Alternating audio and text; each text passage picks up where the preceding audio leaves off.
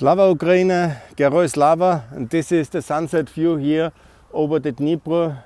This is the Ukrainian flag, this is the Mother Ukraine, the monument for the Afghanistan war, for World War II, for the Donbass war. It's all here united at the historic place where the tragic river crossing of the Dnieper took place in 1943. It was an absolute disaster. 500,000 people died. It was a big tragedy, and in their memory this place is devoted, a memory for peace, but so expensively bought by such enormous victims, numbers, a whole city of people drowning and killed in that river at that terrible month of November 1943. And war is always a disaster. War has to be avoided, but war can only be avoided if we are prepared for it. We must have deterrence, we must arm Ukraine.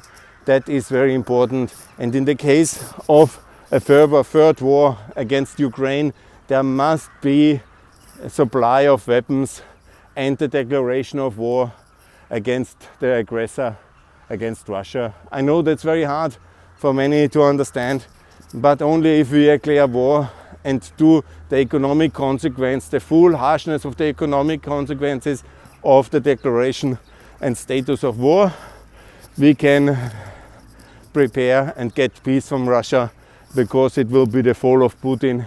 His regime cannot survive the economic consequences of the declaration of war with all its attached situation in terms of interdiction of trade, interdiction of access to the European markets, capital, financial, exports, everything, and also the consequent confiscation of all Russian property in the Western jurisdiction.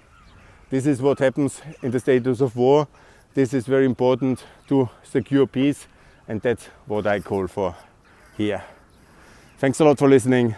For peace. But for peace we must be strong and we must be prepared also in clarity. Thanks a lot.